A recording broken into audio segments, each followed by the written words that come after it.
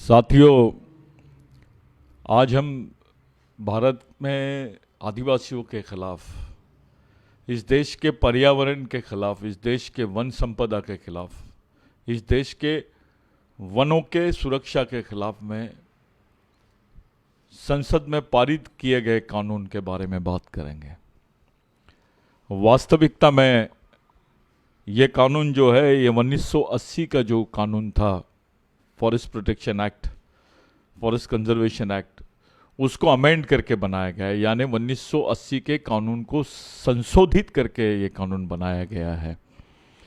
इस कानून का इन्होंने नाम लिखे है वन संवर्धन सुरक्षा अधिनियम संशोधन 180, यानी 1980 2023 का ये जो बिल है, ये 4 अगस्त 2023 को भारत के पार्लियामेंट में रखा गया था। ये बहुत विवादित बिल था, यह विषय बहुत विवादित था। इसको राज्यसभा में डायरेक्ट रखने के बजाय वर्तमान भाजपा आरएसएस की सरकार ने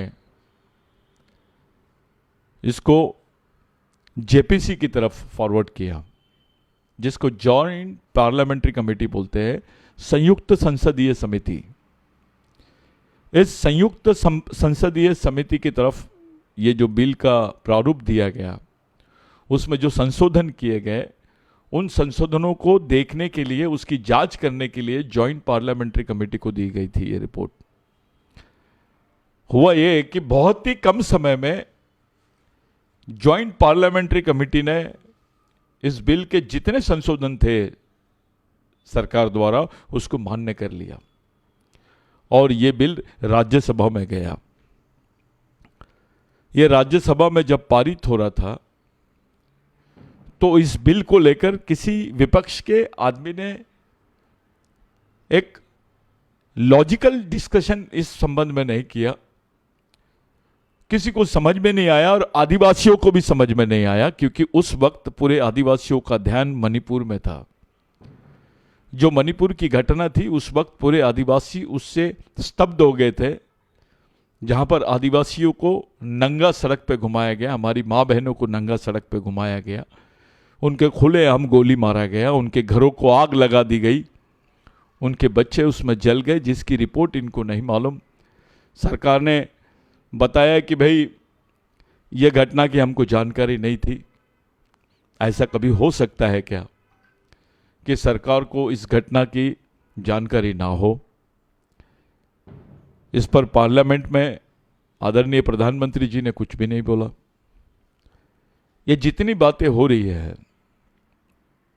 उसी दरमियान ये जितनी बातें हो रही है, इसको समझते हुए मैं आपको बताना चाहता हूं कि इसी दरमियान ये बिल संसद में लाया गया और राज्यसभा में पास करके इसको देश की आदिवासी राष्ट्रपति, आदरणीय आदिवासी राष्ट्रपति के पास दिया गया और उस पर उन्होंने साइन किए और ये कानून के रूप में हमारे बीच में आया, जिसको फॉरेस्ट कंजर्वेशन एक्ट अमेंडेड 1980 2023 के नाम से जाना जाता है। यानी वन संवर्धन और सुरक्षा अधिनियम 2023 के रूप में इस कानून को हम जानेंगे। साथियों, ऐसा कानून जिसको भारत की प्रगति के रूप में इन्होंने देखा और प्रगति की बात करके संसद के पटल पर पास कराया। ये सच है कि वहां पर आदिवासी सांसद भी थे, ये सच है कि वहां विपक्ष के बाकी सांसद भी थे और विशेषकर कांग्रेस के भी सांसद थे। एक तरफ बीजेपी आरएसएस आदिवासियों के खिलाफ में बिल रखती है और ये लोग खामोश रहते हैं, हमको इनकी संदिग्धता नजर आती है इसमें। इस बिल का विरोध खुली तौर पे कहीं नहीं हुआ।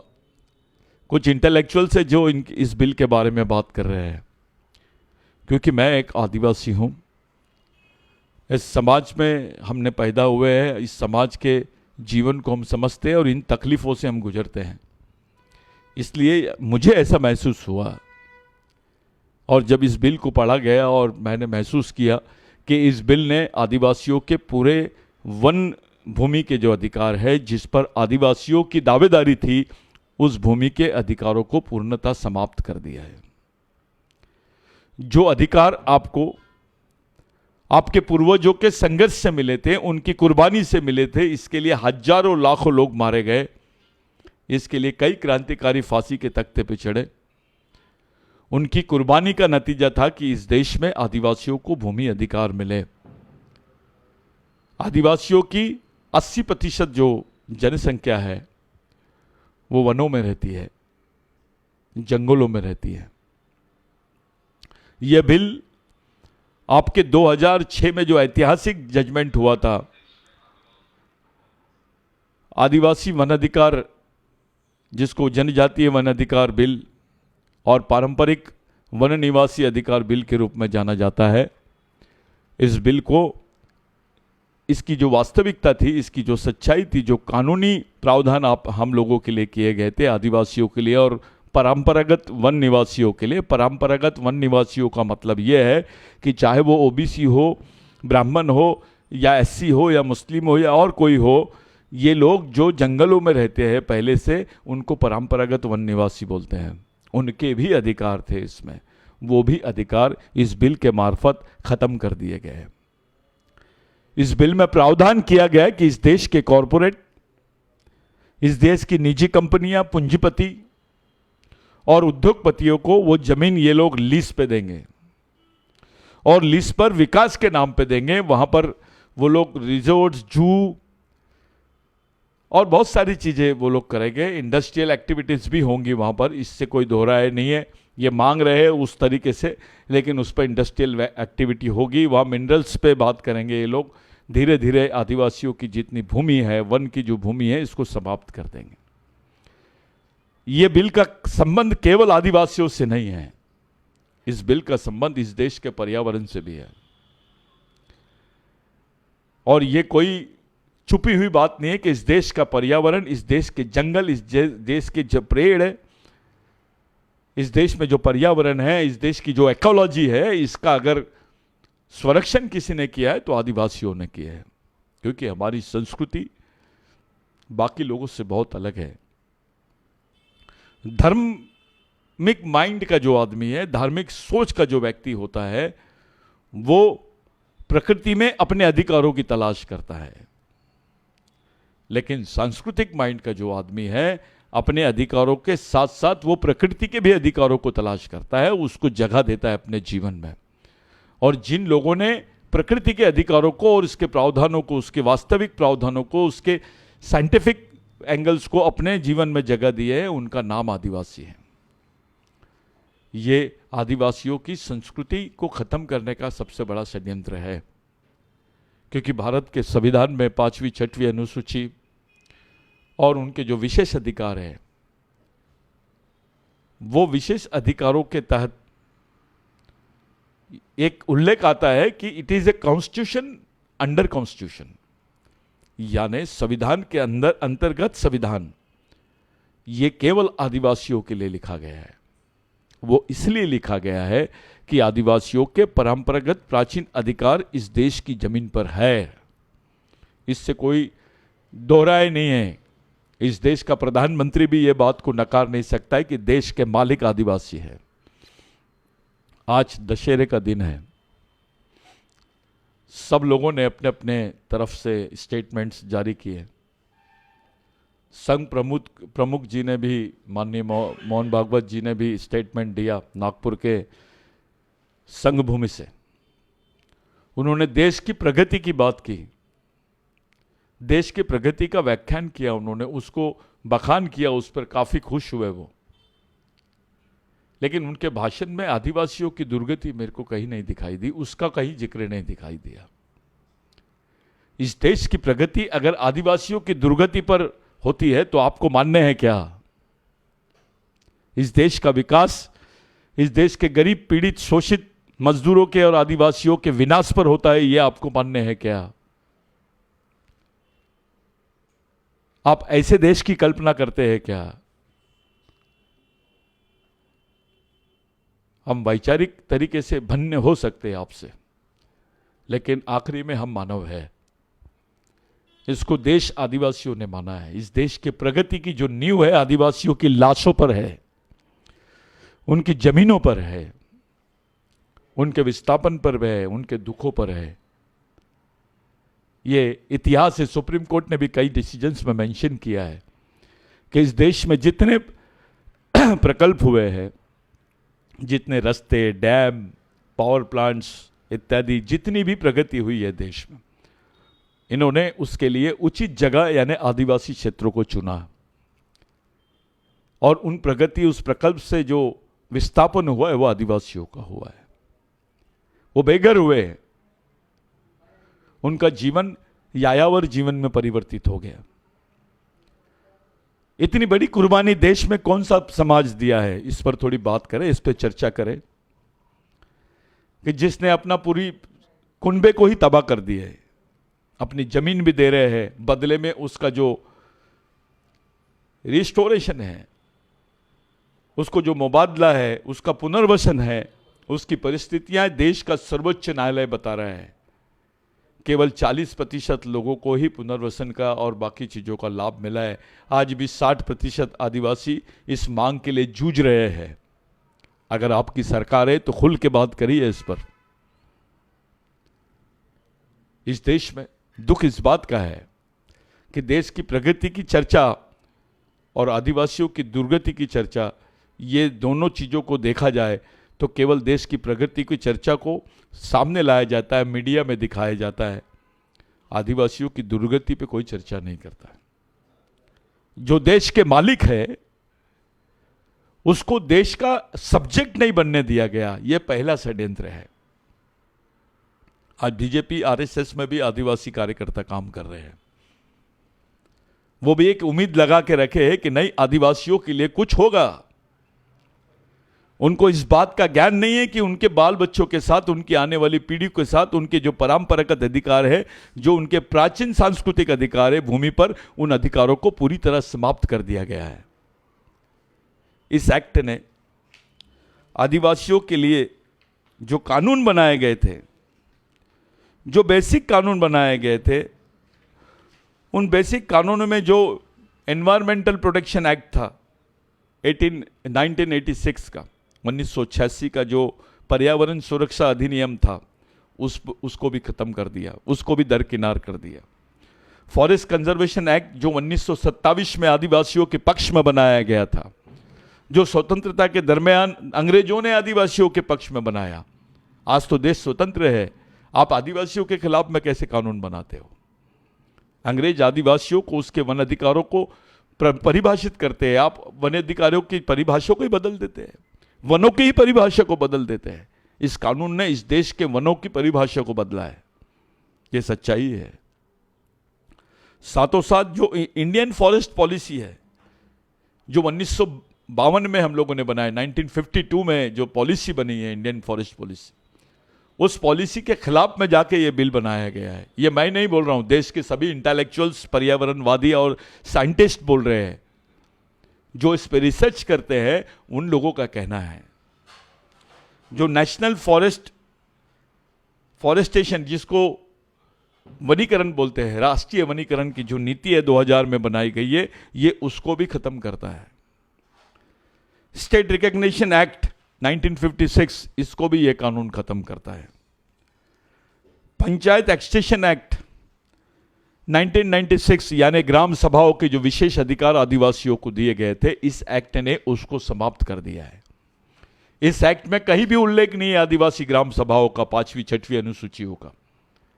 यह हो सकता है क्या कि बिगर आदिवासी क्षेत्रों के इस देश में वनों की परिभाषा या वनों की भूमि का आप मूल्यमापन भी नहीं कर सकते, आप उसका मोजनी भी नहीं कर सकते, उसको गिन भी नहीं सकते, क्योंकि आप जब जब आदिवासी क्षेत्रों में भारत के वनों को तलाश करते हो, हर 10 किलोमीटर के बाद आपको एक आदिवासी गांव मिलता है, चाहे वो फिर 50 लोगों का ही घर क्यों न हो, 50 घर ही क्यों ना हो। ये सच्चाई है। जब इस नीति को बनाया गया तब आदिवासियों की जीवन, उनके विस्थापन, उनकी तकलीफ, उनकी संस्कृति, उनके अधिकारों को दरकिनार कर दिया गया। इस बात का दुख है हमको। इसके साथ साथ जो पैसा एक्ट था उसको अमेंड कर दिया, जहां पे एनओसी जरूरी थी ग्राम सभाओं के, वहां परामर्श शब्द को इंट्रोड्यूस कर दिया गया। यह धोखा आदिवासियों के साथ किया गया। उसके साथ साथ जो रिस्ट्रिक्टिव ट्रेड प्रैक्टिस एक्ट है 1969 का, जो ट्रेड प्रैक्टिस एक्ट, जिसको बहुत इंपॉर्टेंट एक्ट है, ये बहुत इंपॉर्टेंट कानून है 1996 का, उसको भी ये एक्ट यानी उसको भी ये एक्ट जो है वायलेट करता है, उसके खिलाफ में जाकर ये एक्ट काम कर रहा है। उसके साथ साथ आदिवासियों को निस्तार के अधिकार दिए गए थे 1961 में। 1961 का जो एक्ट है निस्तार एक्ट, उसको भी ये एक्ट खत्म करता है, उस पर भी ये एक्ट बात नहीं करता है। और उसके साथ साथ जो शेड्यूल एरिया का जजमेंट है, इस देश के सुप्रीम कोर्ट के बहुत सारे जजमेंट है, उसमें से समता का जजमेंट है।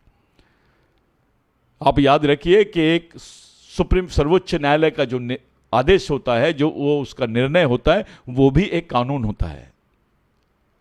उस संबंध में अगर कोई कानून भारतीय व्यवस्था में उपस्थित नहीं है तो उसको कानून की मान्यता देंगे, ऐसा प्रावधान भारतीय संविधान में किया गया है।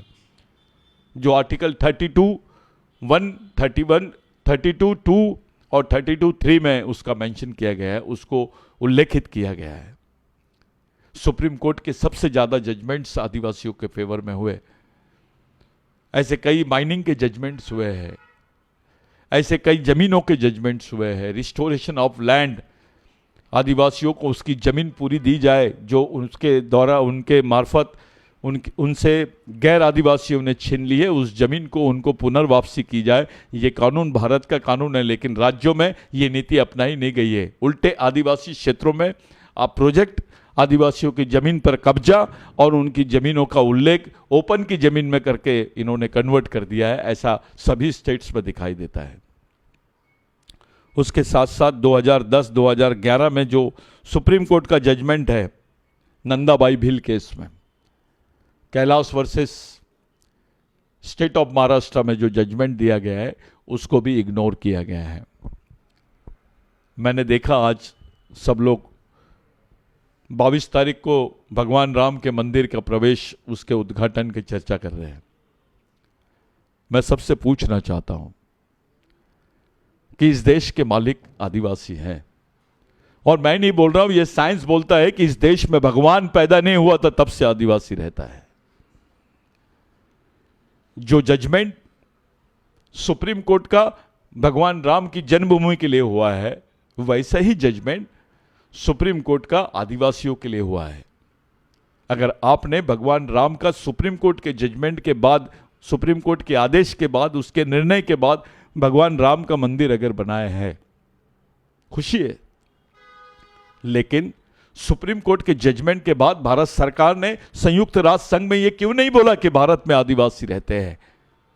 सुप्रीम कोर्ट बोलता है भारत के आदिवासी इस देश के मूल मालिक है। They are the first citizen of India.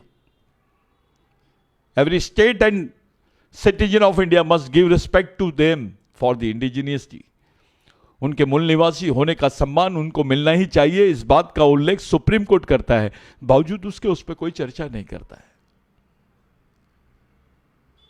यह देश राम का है, अगर यह बात सही है तो यह बात कोई नकार नहीं सकता कि यह देश आदिवासियों का भी है। और इस देश के ओबीसी, एससी, एसटी, माइनॉरिटीज के लोग, चाहे क्रिश्चियन, मुस्लिम, कोई भी हो, ओपन के भी कुछ लोग, ये आदिवासियों के वंशज है।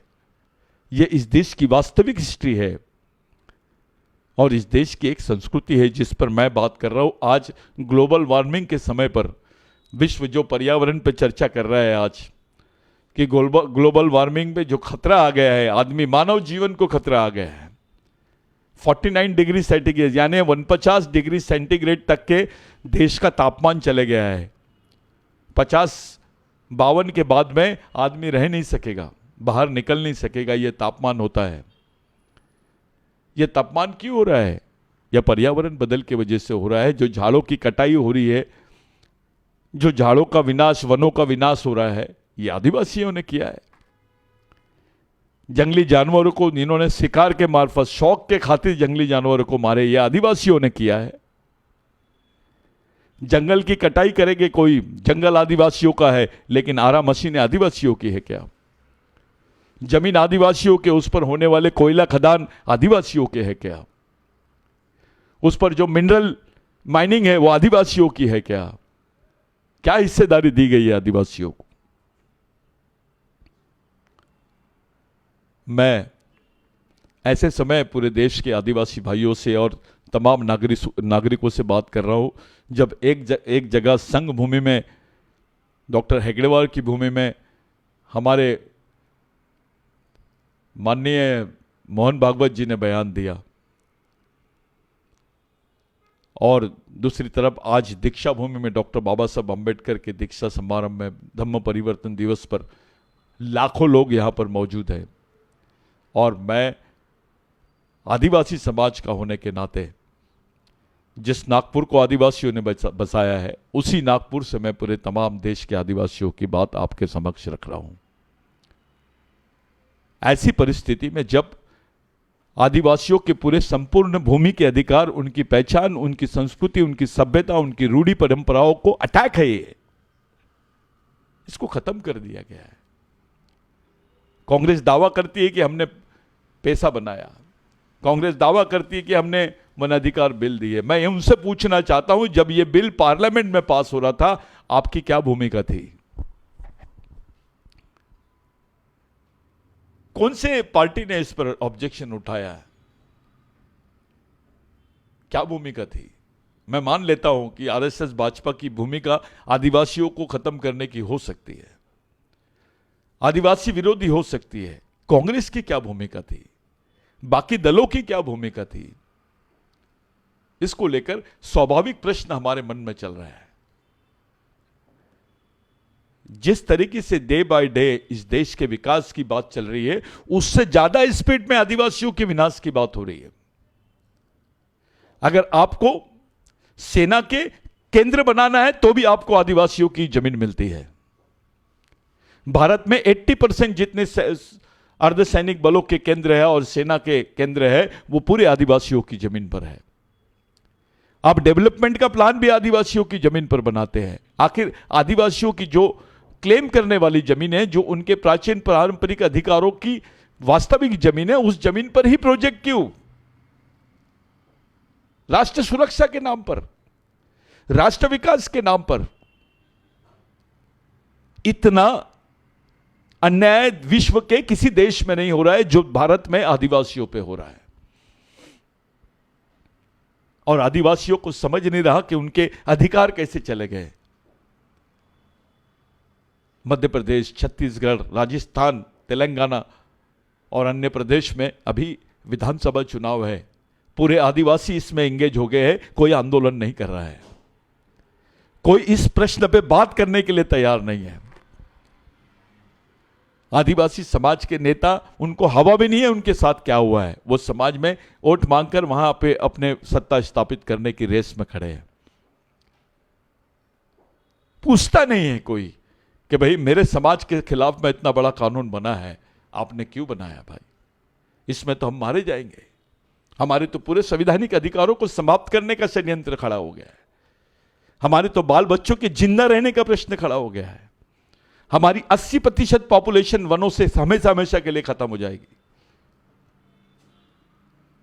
इस पर चर्चा भी नहीं करते हैं। हमारे विधायक, हमारे सांसद भी थे जो विधायक का इलेक्शन लड़ रहे हैं, उनसे पूछो आप समाज के बारे में क्या सोचे, आपको क्यों नहीं समझा ये बिल क्या है, चाहे किसी भी पार्टी का हो।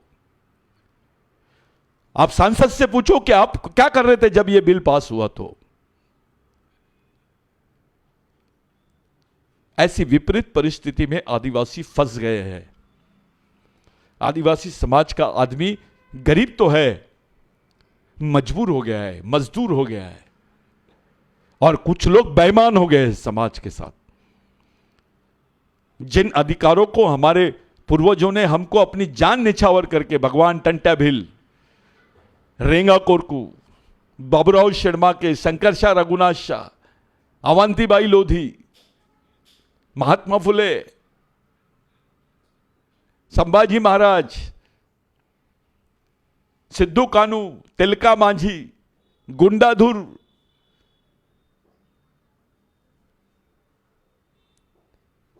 कुमरा भीमू, ऐसे कई हजारों आदिवासी शहीद हुए हैं। यह सच्चाई है कि इस देश में जमीन और जंगल की जो लड़ाई है, इसकी 70 से 80% लड़ाई केवल आदिवासियों ने लड़ी है। यह जो कानून पास हुआ है, इस कानून का अध्ययन अलग अलग लोग कर रहे हैं, लेकिन आदिवासी चुप है। इतना सेंसिटिव कानून, इतना संवेदनशील कानून पास हुआ है और आदिवासी चुप है, यह समझ के परे है। यह मौका है आपको आंदोलन करने का। इस देश में आप लोकतंत्र को मानते हो, ये लोकतंत्र के आड़ पे आपको खामोश कर देंगे। आपका इलेक्शन खत्म हो जाएगा, गवर्नमेंट बन जाएंगे, उसके बाद आपकी बातों को कोई नहीं सुनेगा, कहीं जगह नहीं मिलेंगी आपको। आपके बाल बच्चों के प्रश्नों के साथ खिलवाड़ हुआ है। इस एक्ट में एक प्रोविजन किया गया है कि आदिवासी क्षेत्रों में पैरामिलिट्री फोर्सेस और फोर्सेस, ये दोनों लगाए जाएंगे, इनके सेंटर्स बनाए जाएंगे, इनके केंद्र बनाए जाएंगे। यानी अर्धसैनिक बल, बीएसएफ बोलते जिसको, सीआरपीएफ बोलते जिसको, और सेना, जिसको सेना बोलते हैं आप, ये आदिवासी जंगली क्षेत्रों में, जहां जहां जंगल है उन क्षेत्रों में तैनात की जाएगी। ये प्रावधान है इस कानून में। आज पुलिस है तो आप कंप्लेंट कर सकते हैं, आंदोलन कर सकते हैं। आप कोई कंप्लेंट होगी तो कोर्ट में जाएगा, उस पर मामला चलेगा। इसको कानून का राज बोलते हैं। लेकिन मिलिट्री रहेंगी तो आप क्या करोगे, कैसे आंदोलन करोगे? मिलिट्री का काम तो केवल गोली मारने का है। मिलिट्री को आसपा कानून के अंतर्गत, जिसको arm force special protection act बोलते हैं, सेना को विशेष अधिकार दिए गए, उन पर कोई कार्रवाई नहीं होती है। यही प्रैक्टिस जम्मू कश्मीर में हुई है, यही प्रैक्टिस पंजाब में हुई है, यही प्रैक्टिस नॉर्थ ईस्ट में, अरुणाचल में, नागालैंड में, बाकी क्षेत्रों में हुई है। सुप्रीम कोर्ट के जजमेंट से उसके ऊपर, उस पर आयोग गठन किया गया है। वो आयोग बोलता है कि इस कानून के अंतर्गत जो सेना को विशेष अधिकार दिए गए उसको बैन खत्म किया जाए। लेकिन सरकार ने आदिवासी और आर्मी को खड़ा कर दिया आमने सामने। जब हमारा विस्थापन होगा इन क्षेत्रों से, जब आंदोलन हम करेंगे, तब हमारे सामने पुलिस नहीं आर्मी रहेगी। कैसे लड़ोगे आप? जो आर्मी ऑपरेशंस होते हैं उसके खिलाफ में क्या आवाज लगाओगे आप? आप विधायक होने के नाते बोल सकते हैं क्या आप? कोई विधायक अपनी पार्टी पॉलिसीज के खिलाफ में नहीं बात करता है। बिरसा ब्रिगेड का मिशन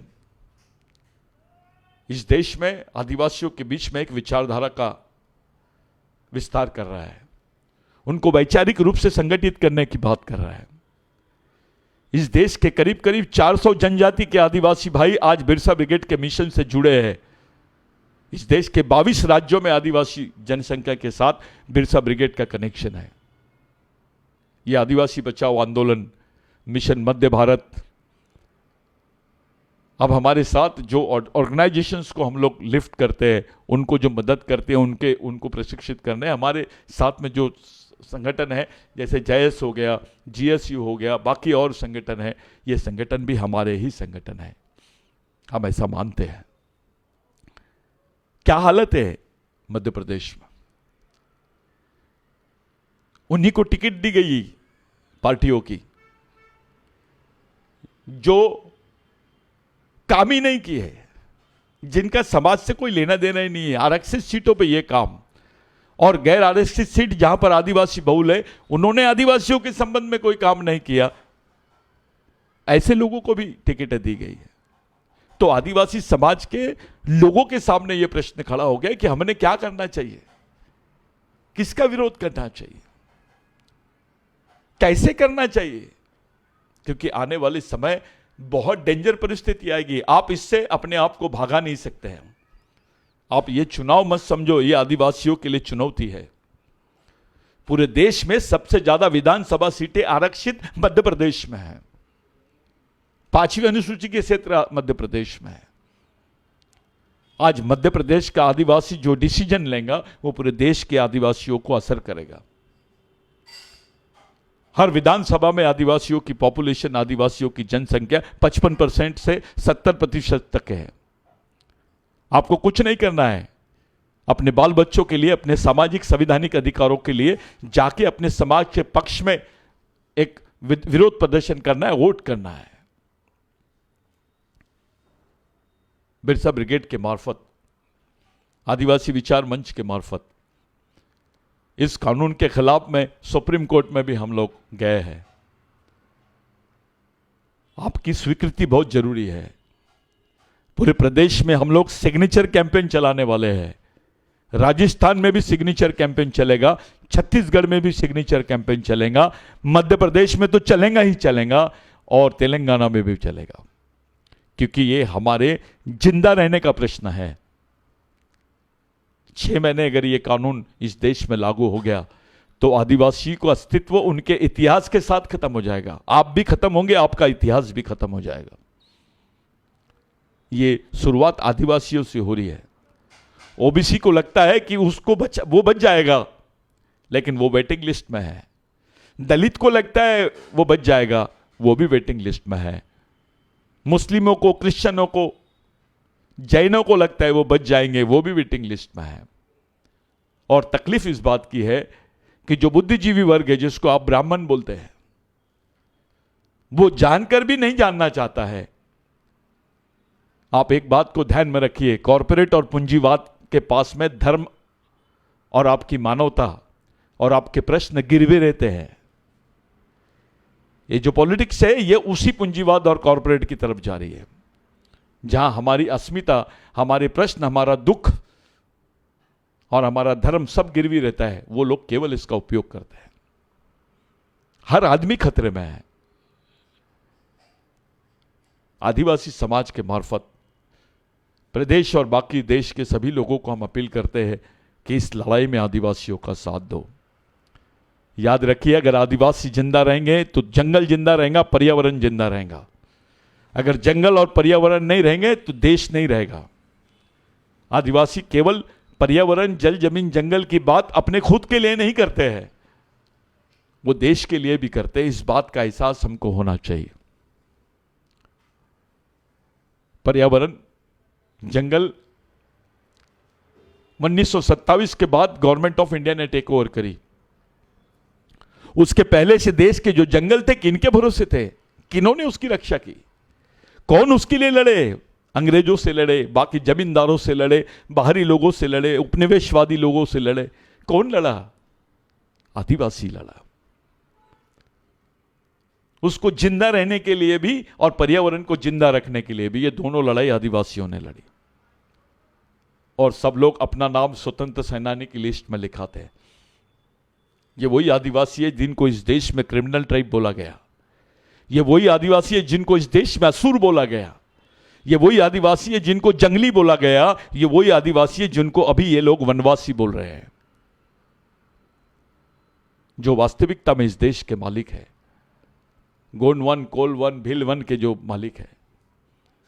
अभी मैंने एक मध्य प्रदेश की जो स्टेट लेवल की जो परीक्षा होती है, जिसको एमपीपीसी बोलते हैं, उसकी एक बुकलेट पढ़ा। उसमें एक चैप्टर था कि संस्कृत से भिल भाषा का निर्माण हुआ है, भिल बोली का निर्माण हुआ है। हमारे भिल साथी, चाहे बारेला हो, बिलाला हो, भील हो, गावित हो, और कोई भी जितने भील है, दरबार हो, ये तमाम भीलों से मेरा एक सवाल है, इस देश में संस्कृत पहले आया कि भील पहले आए? आप तो मालिक हो इस देश के, आपकी तो पहचान खत्म कर रहे हैं। यही स्टेटमेंट मैंने आज से 3 साल पहले दिया था, किसी ने नहीं माना। आज तो एकेडमिक स्टडी का हिस्सा बन गया है ये, उसको चैप्टर के रूप में शामिल कर दिए। आपके अस्तित्व को खतरा है, आपकी पहचान को खतरा है। इसी आधार पर संयुक्त राष्ट्र संघ में बोला जाएगा कि भील आदिवासी नहीं है, तब क्या करोगे आप? इसी आधार पर इस देश में बोला जाएगा कि आदिवासी भील नहीं है, क्या करोगे आप? इस लड़ाई को ही लड़ा था भगवान टंटा भील ने, इस लड़ाई को लड़ा था भगवान टंटा भील। संस्कृत का कोई भी औपचारिकता उनके क्षेत्रों में नहीं दिखाई देती थी। वो अपनी बोली में बात करते थे। वो बोली का, अपनी बोली भाषा का जो आदर्श था, हमारे जो जल जमीन जंगल के अधिकार थे, याद नहीं रखना, आपने भूल गए हम लोग सब, जो हमारे हिस्से में जमीन आई है स्वतंत्रता के पहले से अब तक, वो जमीन किसने दिया? किनके अधिकार, किनकी लड़ाई की वजह से मिले हैं, किनकी कुर्बानी की वजह से मिले हैं? यही हमारे भगवान है। बाबूराव शेणमाके, टंटा भील राघोजी भांगरे, रेंगा कोरकू, इस लड़ाई को संपूर्ण आदिवासी समाज को लड़ना पड़ेगा, ओबीसी को लड़ना पड़ेगा, क्योंकि जिस दिन आदिवासी खत्म, ओबीसी, दलित, ये इनका अस्तित्व खत्म हो जाएगा। इस देश की सांस्कृतिक विरासत यानी आदिवासी है, इस देश का मालिक यानी आदिवासी है। कैसे झगड़ा हो सकता है आदिवासी और ब्राह्मणों के बीच में? किस बात का झगड़ा होगा? एक आदमी ने आदिवासी पे पेशाब कर दिया तो पूरे ब्राह्मणों के साथ झगड़ा हो जाएगा। वो पेशाब करके क्या दिखाना चाहते थे? अपमानित ही करना चाहते थे आदिवासियों को। लेकिन उसका परिणाम यह हुआ कि आदिवासियों के, पूरे प्रदेश के लोगों में ब्राह्मणों के प्रति एक अलग टाइप की भावना खड़ी हो गई। इस्तेमाल हो रहा है कमेटी का, हमारे लोगों का इस्तेमाल हो रहा है, चाहे ब्राह्मण हो, आदिवासी हो या कोई भी हो। इस सच्चाई को समझना पड़ेगा, क्योंकि आपका जीवन किसी संगठन या पार्टी के लिए नहीं है, आपका जीवन मानवता के लिए है, जमीन पर है आपका जीवन। आदिवासी संस्कृति में कोई भेदभाव नहीं है। आदिवासियों ने कभी किसी के साथ कोई भेदभाव नहीं किया है। तमाम आदिवासी कार्यकर्ता, तमाम आदिवासी नेता मिलकर सोचना चाहिए कि ऐसी परिस्थिति में क्या किया जाए जब आपके संपूर्ण संवैधानिक अधिकार ही खत्म हो रहे हैं। आपकी ताकत है कि संविधान में फिर से इस अधिकारों को पुनर्स्थापित कर सके? आप कर सकोगे? यह संभव है? तो फिर चलिए, आप इलेक्शन लड़िए। आपकी पार्टी अपने मैनिफेस्टो में इस बात को शामिल करती है, पूरे लोगों में डिक्लेयर करती है? कौन सी पार्टी करती है? बीजेपी के आदमी के साथ सामने जो आदिवासी कार्यकर्ता है, उसके सामने सवाल है कि उसने पूछना चाहिए हमारे समाज के खिलाफ में इतना बड़ा कानून कैसे पास हुआ। कांग्रेस को लोगों ने अपने लोगों से पूछना चाहिए कि जब यह कानून पास हो रहा था तब हमारी भूमिका क्या थी, पार्टी की भूमिका क्या थी। बाकी पार्टियों से भी पूछो, आपके भी सदस्य हैं। इन परिस्थितियों में हम लोगों ने एक निष्कर्ष निकाला कि हम राजनीतिक गठबंधन पे चुनाव में नहीं जाएंगे। इसको चुनाव नहीं, चुनौती समझ रहे हैं हम। राजनीतिक गठबंधन के आधार पे ना जाते हुए सामाजिक गठबंधन के आधार पे हम लोग चुनाव में जाएंगे। फिर वो चाहे ब्राह्मण भाई हो, क्रिश्चियन भाई हो, मुस्लिम भाई हो, सिख भाई हो, दलित भाई हो, ओबीसी भाई हो, हम सबसे सामाजिक गठबंधन की बात करेंगे और उस आधार पे चुनाव की परिस्थितियों को बदलने की कोशिश करेंगे। क्योंकि हमको यकीन है हम बहुत संख्या में हैं। हमारी इतनी जनसंख्या है कि हम कम से कम 27 सीटें जो खुले प्रवर्ग की है, वो प्रदेश की 27 सीटें और प्रदेश की 52 सीटों को हम लोग प्रभावित कर सकते हैं। यानी कुल मिला के 80 सीटों पर आदिवासियों का प्रभाव है। मध्य प्रदेश में आदिवासियों को इलेक्शन से बाहर करके चुनाव की प्रक्रिया को पूरी की जा रही है। यह महसूस होता है, दिखाई देता है। आपके कौन से प्रश्न पे कोई पार्टी बात कर रही है, कौन से मुद्दे पे चुनाव हो रहा है, इस बारे में कभी सोचे? केवल आप टिकट ले लोगे, किसी पार्टी का विधायक बन जाओगे, क्या कर रहे हो आप? अपने ही समाज के साथ आप धोखा कर रहे हो।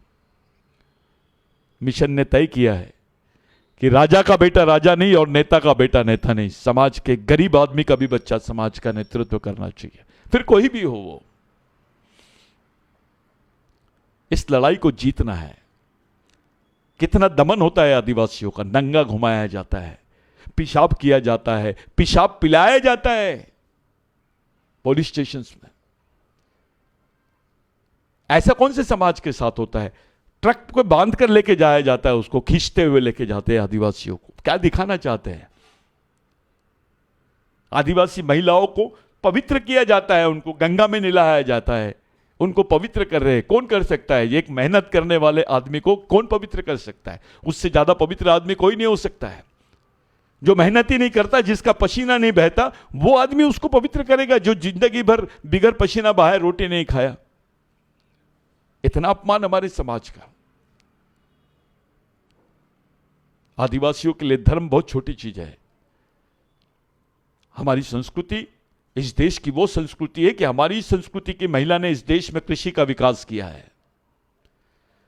हमारी संस्कृति के लोगों ने इस देश की वास्तविक व्यवस्था को, सामाजिक व्यवस्था को बांध के रखा है, पर्यावरण को बांध के रखा है, जीवन के विशेष स्रोतों को जिंदा रखा है। अब हम डेवलपमेंट की बात कर रहे हैं। G20 में आप किसकी बात कर रहे हो? किस डेवलपमेंट की बात कर रहे हो? उस डेवलपमेंट के आड़ में आदिवासियों के साथ क्या होगा, इस पर कोई बात नहीं करता है। साथियों, आज का दिन हम तमाम लोगों के लिए महत्वपूर्ण है। ऐसे समय मैं ये बयान दे रहा हूं जब आपको मध्य प्रदेश में देखना है। ये आपकी आखिरी पीढ़ी द्वारा आखिरी पीढ़ी को बचाने के लिए लड़ी जाने वाली आखिरी लड़ाई है। इसे किसी हाल में भी जीतना होगा। जो तुम्हारे आरक्षित सीटें हैं, कम से कम उस पर सामाजिक कब्जा करो। राजनीतिक कब्जा नहीं होना उस पर, आपके समाज का सामाजिक कब्जा होना। इस दिशा में क्या बात करते हो, इस दिशा में क्या निर्णय लेते हो, उस बारे में सोचिए। संगठन बहुत छोटी चीज है, पार्टी बहुत छोटी चीज है, नेता बहुत छोटी चीज है, समाज सबसे बड़ी सोच, सबसे बड़ी चीज यानी समाज। संविधान में आपके अधिकार पार्टी की वजह से नहीं है, नेता के वजह से नहीं है, संगठन के वजह से नहीं है। आपके जो अधिकार संविधान में, वो समाज की वजह से है। और आज आपका समाज खतरे में है। इस वास्तविकता को समझे बगैर आप अगर नहीं जाओगे तो आप अपने ही बच्चों के लिए कब्र खोदोगे। आप अपने ही बाल बच्चों के लिए, आने वाली जनरेशन के लिए कब्र खोद दोगे। जिन अधिकारों को हमको मिले हैं, हम ले तो नहीं सकते उसको स्थापित तो नहीं कर सकते, कम से कम बचा तो लिया जाए। फिर कोई टंटा भेल नहीं आएगा, फिर कोई रेंगा कोरको नहीं आएगा, फिर कोई बाबूराव शर्मा के नहीं आएगा, कोई शंकरशाह रघुनाथ शाह नहीं आएगा, अवंतीबाई लोधी नहीं आएंगी, या अन्य जितने महापुरुष है वो नहीं आएंगे, बिरसा मुंडा नहीं आएगा, बाबा साहब नहीं आएगा, जयपाल मुंडा नहीं आएगा। एक नई सोच के साथ आपको समाज का नेतृत्व करना पड़ेगा, क्योंकि आज कोई भी आपके फेवर में नहीं है। कम से कम आप तो अपने समाज के फेवर में जाइए। जहां सभी लोग आपके समाज के अधिकारों को अनदेखा करते हैं, आपको दरकिनार कर रहे हैं, वहां कम से कम आप तो अपने समाज के साथ खड़ी रहिए। जिस समाज ने आपको पहचान दिया, अधिकार दिया, जीवन दिया, जमीन दिया, जंगल दिया, उस समाज के अस्तित्व को खतरा है। आज इस देश के पर्यावरण को खतरा है। यह संभावना बहुत कम है कि इस बिल के खिलाफ में देश के बाकी लोग बात करें, बाकी बुद्धिजीवी लोग बात करें। इसलिए क्योंकि सबको ऐसा लगता है कि जंगल का अगर प्रश्न है तो आदिवासियों का प्रश्न है। अरे आदिवासियों को तो है। जंगल में जो पारंपरिक वन निवासी है वो ओबीसी भी हो सकता है, एससी भी हो सकता है, कोई भी जनजाति और जमात और धर्म का आदमी हो सकता है। और पर्यावरण तो देश का सबके लिए है। आप हिमालय के पास के एरिया का जोशीमठ का आप उदाहरण देख लीजिए।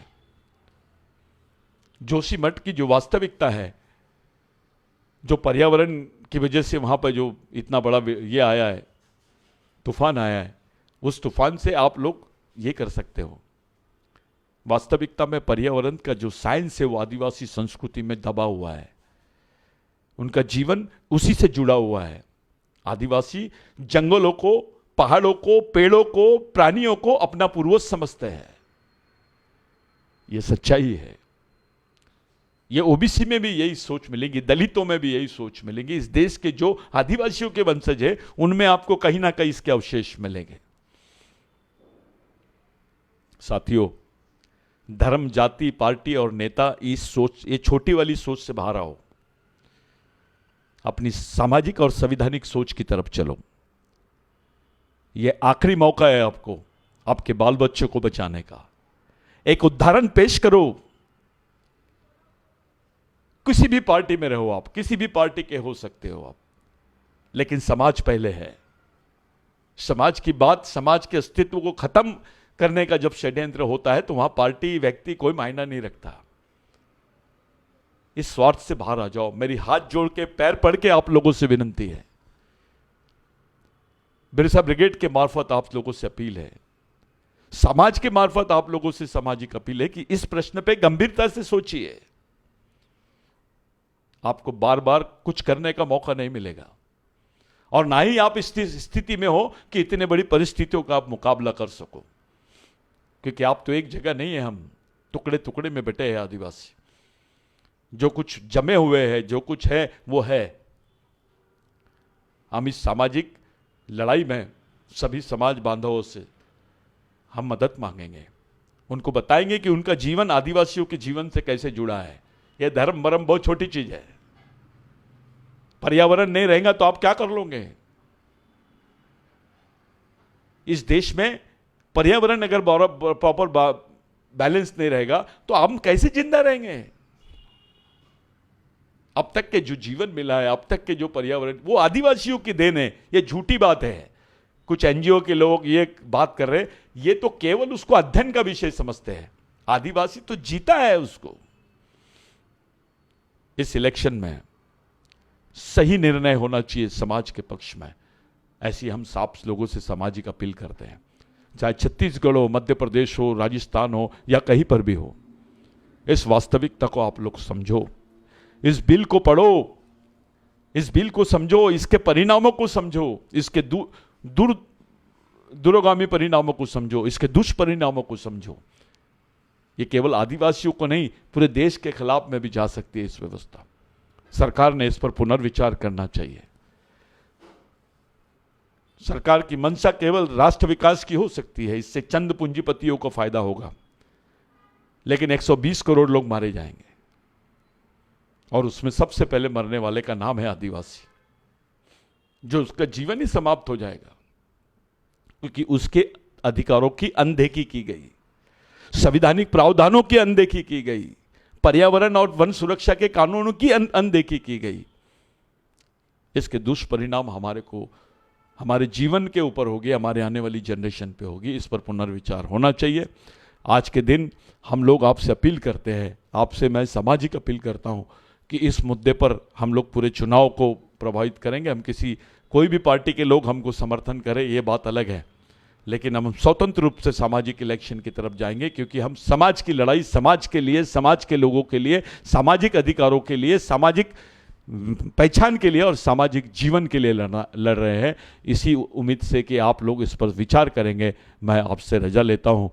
धन्यवाद। जय बिरसा, जय आदिवासी, जय गोंडवाना, जय भारत, जय भीम।